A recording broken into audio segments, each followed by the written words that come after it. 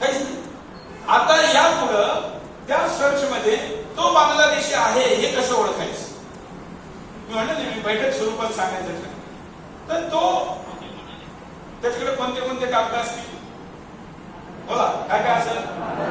आधार असेल, रेशन असेल, इलेक्शन असेल, पासपोर्ट सुद्धा पाहिजे असतो कोणकडे, ठीक आहे, ड्रायव्हिंग लायसन्स असू शकतं. या सगळे कागद हे नागरिकतेचं प्रतीक नाही, पहिले हे असणार नाही. आणि हे फर्जी असेल तर त्याच्यासाठी आपल्याकडे कॉल सेंटर तयार झालेलं असेल आणि ते कसं खोटं आहे हे कसं कसं करायचं याच्या 4 स्टेप मी सांगतो, 25 स्टेप पण 4 सांग. पहिलं, तो बंगाली बोलला आणि तुम्हाला सांगेल की मी बांगलादेशी नाही, मी बंगालचा. तुम्हाला काय पोलिसांना मला सुद्धा लक्षात येत नाही का तो जो बंगाली बोलतो ती बांगलादेशची बंगाली आहे का बंगालची, पश्चिम बंगालची बंगाली आहे. म्हणून आपण 100 व्हॉलेंटियर बंगाल मधून महाराष्ट्रात आणतो, जे ठरवतील त्या. आता 100ला काय त्या 18,000 गावात जाता येणार नाही. म्हणून तुम्हाला 5 प्रश्न दिले जातील का ते प्रश्न बोलताना जो बंगाली बोलतो हे लक्षात येईल. ते तुम्ही व्हिडिओ रेकॉर्ड करायचे. 100 जण तुमच्यावर असतील तर प्रश्न भेटला पण नाहीये तर तुम्ही तो व्हिडिओ रेकॉर्ड करायचा आणि 1750779955 नंतर द्या, या नंबरला पाठवून द्यायचं. सुदर्शन बंगालीची टीम आणि बंगालमधल्या व्हॉलेंटियरला मिळून आपण तिथं अशी टीम बसवली का तो व्हिडिओ पाहून ते सांगतील का हा बांगलादेशी आहे. ही तुमची झाली पहिली सर्च. दुसरी, तुम्ही म्हणा जसं इकडून ताई म्हणल्या 3 पिढ्या पाहायच्या, ठीक आहे, तुझ्या हातात कागद आहे, बाप पुढे, अबू पुढे, बडा अबू कहा है? तो बरेच जण काय सांगणार तुम्हाला, गेला अल्लाह को प्यारा होते. मग ते कुठं असेल, तो कुठं असेल, अहो कुठल्या तरी संशयामध्ये असेल ना. मग जे जनप्रतिनिधी त्यांना माहित असतं का भारतातल्या कोणत्याही कब्रस्तान मध्ये पुरलेल्या माणसाची एंट्री कब्रस्तान मध्ये पण असते आणि ग्रामपंचायत आणि नगरपालिकेकडे सुद्धा असते. तो म्हणणार आता आम्ही काही सॅम्पल केले, 18 ठिकाणी महाराष्ट्रात आम्ही याचे सॅम्पल केले. तर एकाने सांगितलं झारखंडमध्ये राहुल केला नावाच्या गावात, त्यांनी सांगितलं कुठलं राहुल केला. आम्ही काय केलं, राहुल केलाच्या कार्यकर्त्यांना ताबडतोब ते रेकॉर्ड पाठवलं का हा म्हणतो का 92 साली जानेवारी महिन्यामध्ये माझा आपू मेला होता आणि त्याला त्या ठिकाणी पुरलेला आहे. आपले कार्यकर्ते गेले, राहुल केल्याच्या कब्रस्तानमध्ये गेले, त्यांनी जानेवारी ते सगळं फोटो घेतला, नगरपालिकेत गेले, आपू सापडले का? सापडले. म्हणजे हा कागद तुमच्या कायद्याने कामाचा असो का नसो, त्याला पिवळा कलर द्यायला, सस्पेक्टेड कॅटेगरी घ्यायला तुमच्या कामाची एवढी इन्फॉर्मेशन आहे का नाही? संदिग्ध ज्याला हिंदीमध्ये म्हणतो, इंग्लिशमध्ये त्याला आपण सस्पेक्टेड म्हणतो, मराठीमध्ये काय म्हणतो, संशय. त्यामुळे असे संशयित तरी तुम्ही शोधू शकता. आणि मग एकदा हे लक्षात आलं की इथं डाऊट आहे, मग ते तुम्ही डिपोर्ट करणाऱ्या टीमकडे द्यायचं. तर पहिली अवस्था अपील, दुसरी अवस्था सर्च, तिसरी स्टेप. अजून याच्यात खूप डिटेल आहे, मी तुम्हाला खूप बरोबर सांगतो. तुमचे प्रशिक्षण होतील, सगळे SOP तुमच्याकडे स्टँडर्ड ऑपरेटिंग प्रोसिजर मस्ती करीत जायची त्याच्यावर. आणि त्यामध्ये हे त्यांना आपण सांगून पकडू शकू का हे बांगलादेशी आहे. म्हणून अपील 10 दिवस, 5 दिवस अजून बोनस, त्याच्यानंतर सर्च ऑपरेशन 2 आठवडे महाराष्ट्रात सर्च ऑपरेशन चालत. कोण कोण सर्च करणार? तुम्ही नाही करणार, मग हात का खाली, मग हात का नाही होतो? म्हणजे तुमचं ध्यानीत आहे की नाही? म्हणा महाराष्ट्रातल्या घुसपैठ्यांना शोधण्याचं काम मी करेन. त्यामुळं आपण करू, लोकांना घेऊन करू, सिव्हिल सोसायटी करील आणि आम्ही मिळून करू सर्च. त्यानंतर ही स्थिती डिपोर्ट. कल्पना करा, आज महाराष्ट्रात खूप आंदोलनं चालू आहे वेगवेगळ्या आरक्षणाची वगैरे, त्यांचा संविधानाचा अधिकार आहे, ते करू शकतात. त्या सगळ्या आंदोलनातून मिळणाऱ्या नोकऱ्यांची संख्या लाखात नाही. 80 लाख घुसपैठिये जर महाराष्ट्रातून काढले तर 40 लाख नोकऱ्या. त्यामध्ये भीक मागणाऱ्यापासून ते एक्झिक्युटिव्ह, मी सांगितलं एक्झिक्युटिव्ह पकडलं तिथपर्यंत. भीक मागणारा सुद्धा बांगलादेशी कशाला पाहिजे? आमचंच पाहिजे ना. पण मी दावा करून सांगतो का महाराष्ट्रातून 80 लाख मारून काढा, भीक मागणारा नसल कोणी. मग गरीबाला घर पाहिजे, वेळ लागतो बांधायला. किती घरं खाली होती मिनिमम? कोणतेही सरकार एवढ्या गतीने घरं देऊ शकतं का? तुम्ही देऊ शकता. त्यामुळे ही घरकुल योजना पण सांगा तुम्ही, ते लोक तुम्हाला मदत करतील, त्यांना देणार आहे. सांग तू मदत कर त्यांना बाहेर काढायला, कारण त्यांना लवकर माहीत असतं सस्पेक्टेडची लिस्ट कोणाकडे जास्त आहे, पीडित त्यांच्याबरोबर काम करणाऱ्याकडे जास्त. आणि नुसतं तुम्हाला माहिती आहे, कोळी समाज समुद्रावर कोणी राज कोणाचं होतं? कोणाचं? आमच्या कोळी भाऊ आमचं. ते सगळे गाणे कसे समुद्रावरील राज आमचं वगैरे वगैरे सगळे गाणे आज कोणाचे माहिती आहे? 85%. मी कोळी समाजाची बैठक घेऊन आलो मुंबईमध्ये. 85% कोळी समाजाचा व्यवसाय हा बांगलादेशाकडे आहे.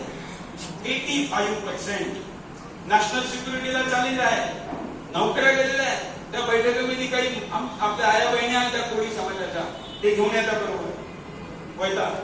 ते म्हणलं भाऊ आमच्या मागे उभा राहणारा कोणी नाहीये, नाहीतर एक बांगलादेशी लांड्याची किंमत नाही तर थांबण्याची आम्ही बाहेर पडतो. कोळी बहिणीच्या पाठीमागं कोण उभं राहणार? आम्ही उभं राहणार. आताच रक्षाबंधन झालं, तो भाऊ पण आणि तशी आपण सगळे भारत मातेचे सुपुत्र आहोत, तर ती आपली बहीणच आहे. त्यामुळं असं मी तुम्हाला 25 मोठे व्यवसाय सांगतो ज्याच्यामध्ये बिल्डिंग कन्स्ट्रक्शन. आम्ही बिल्डर लोकांना भेटलो. तुम्हाला माहिती बिल्डिंग कन्स्ट्रक्शन मध्ये पूर्वी युपीचे भैया असायचे, बिहारचे असायचे. आपल्या अनेक लोकांना त्याच्याबद्दल आपत्ती होती. पण तुम्हाला माहिती आज बिल्डरकडं मराठा युपीचा भैया बिहारी 1000 रुपये दिहाडी घ्यायचा, हे 600 रुपयात काम करता. म्हणून जवळजवळ सगळ्या मोठ्या बिल्डरकडं बांगलादेशी घुसपैठीच जॉब. हे शर्मीची बाब आहे. म्हणजे तिथं सुद्धा आपले लोक येतील. अरे लोक म्हणतात लोक नाही, मी सांगतो सांगा ना.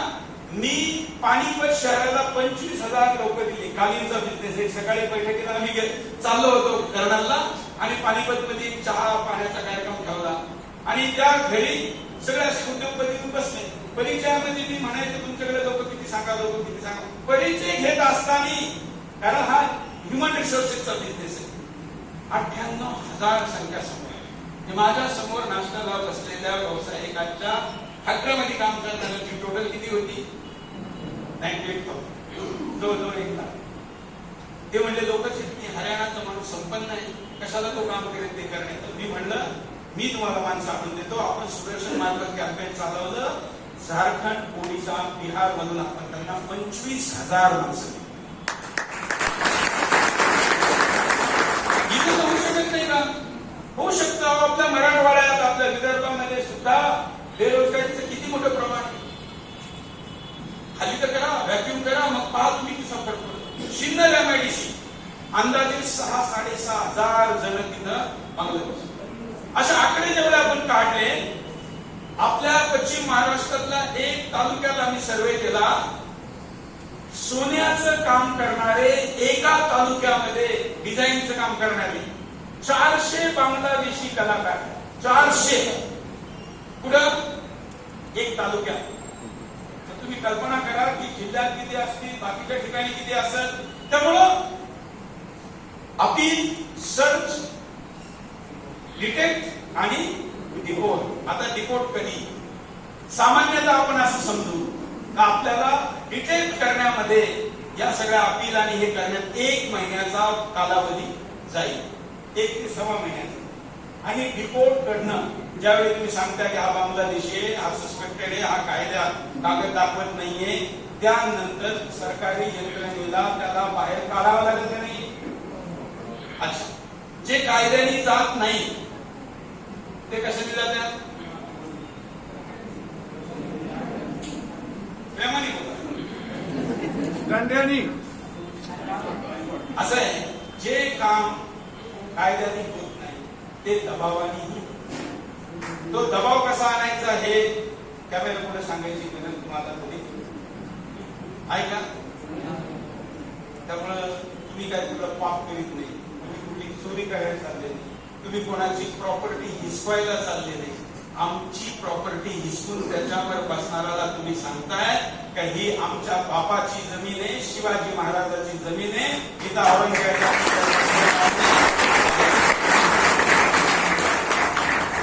आणि ज्यावेळी एकदा गर्दी सुरू होते त्याचा रासायनिक प्रक्रिया ही सुरू होते.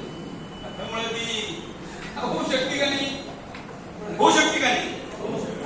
कॉन्फिडंट किती किती? माझं म्हणणं आहे तुम्ही इथपर्यंत जाणार, लढायला कुठपर्यंत जाणार?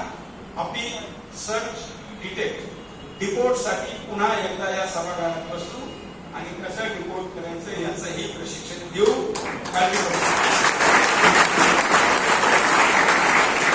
आता हे सगळं चालू असताना तुम्ही करताय आणि तिकडून एकदम शांत बसले असं होणार आहे का? कपिल सिब्बल ही व्हिडिओ क्लिप अपलोड नका करू आताच, ठीक आहे ना? आताच अपलोड करू नका. लाईव्ह चाललंय का? आपलीच काय आहे शिका. 10-10, 20-20 लाख लोकांची इंतजार होता. एक भाषणाची क्लिप येते का?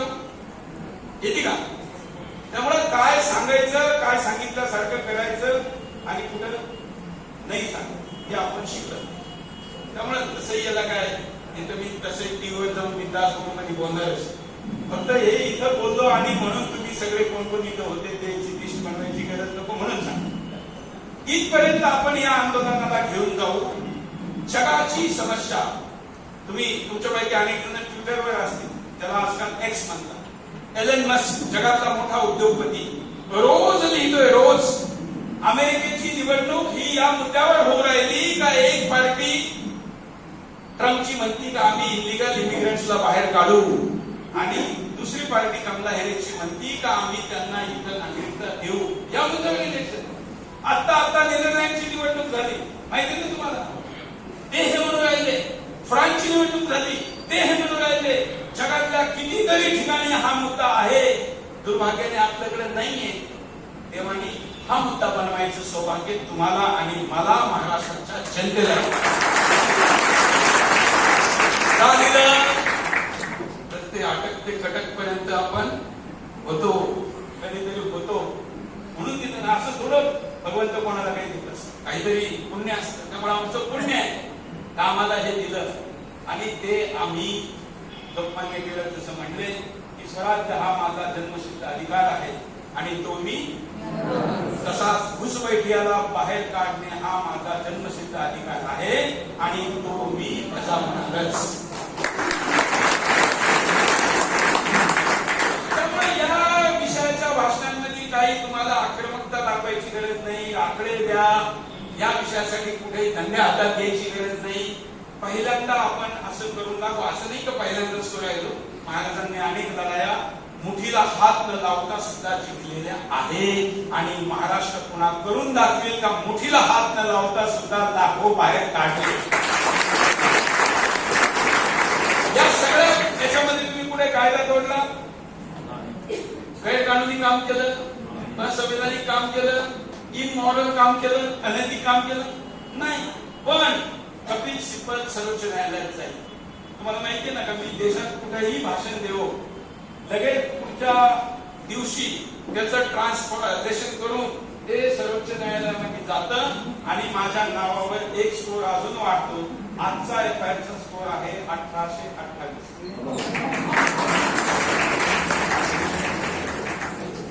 किती आहे?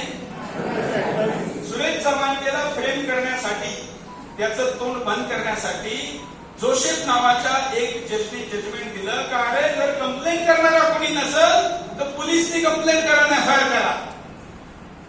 लिहिलेलं आहे हे सगळं अवेलेबल आहे. जे नेहमीचे दर्शक असतात त्यांना माहित असतं. म्हणजे कंप्लेंट करणारा कोणी नाहीये तर पोलिसला सांगता की कंप्लेंट करा.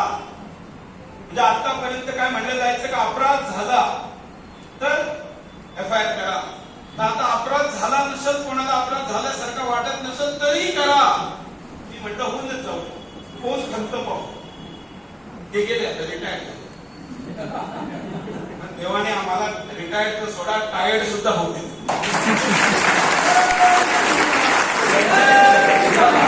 एकही FIR साठी आजपर्यंत सुरेश चव्हाणला पोलीस स्टेशनला बोलवण्याची हिंमत कोणाची झाली नाही ना कोणत्या कोर्टात झाला. एक FIR झाल्यानंतर माणसं घाबरतात.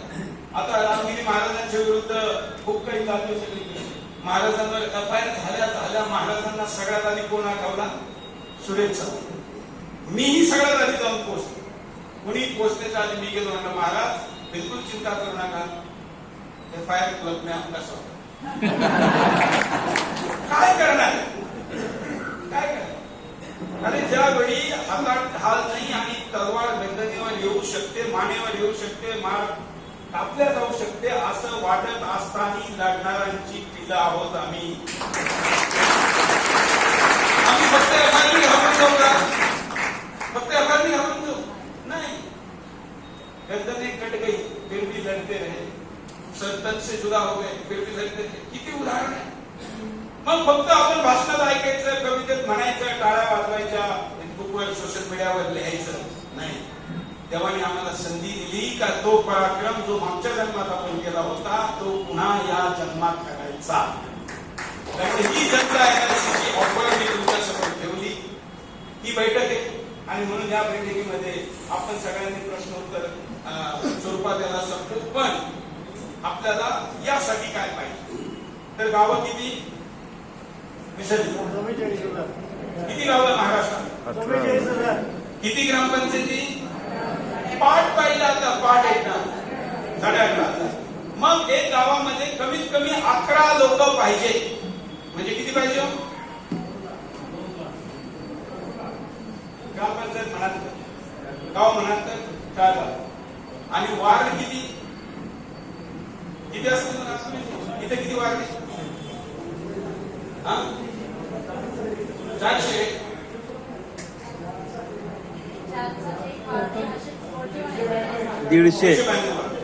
आपण असं समजू महाराष्ट्रातल्या सगळ्या महापालिका आणि ग्रामपंचायती त्याशिवाय ज्या व्यवस्था असतील, नगर परिषद असेल, नगरपालिका असेल, महापालिका असेल, या सगळ्यात मिळून वार्डाची संख्या किती असेल? कारण ती काय अजून नेमकी निघाली नाही. किती असत असं नसू?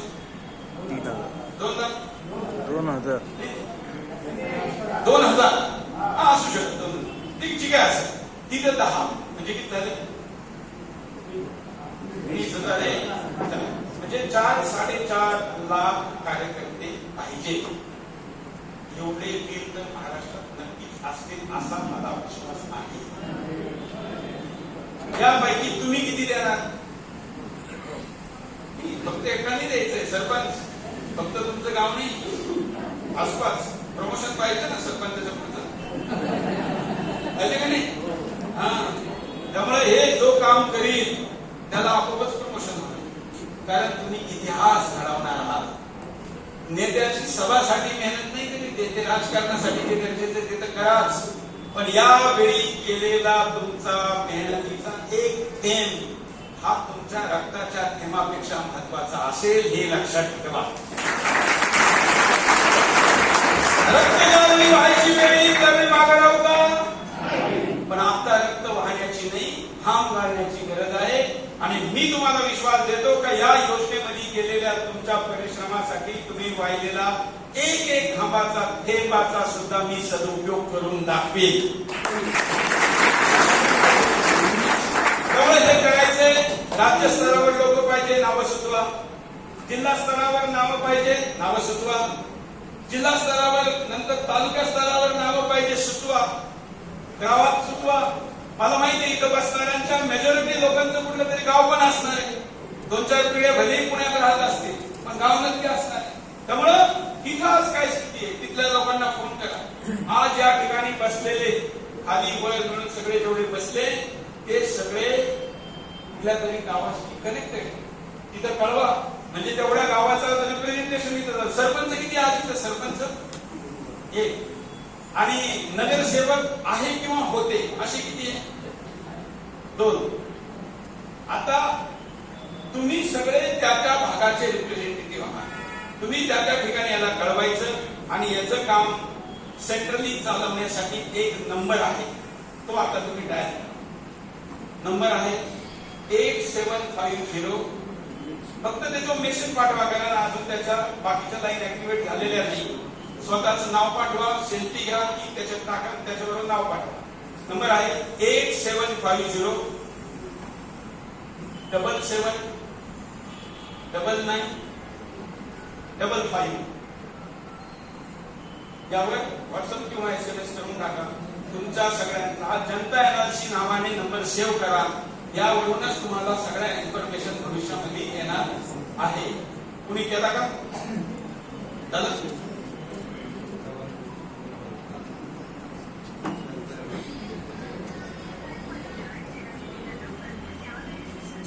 नाव जनता एनआरसी, JANAT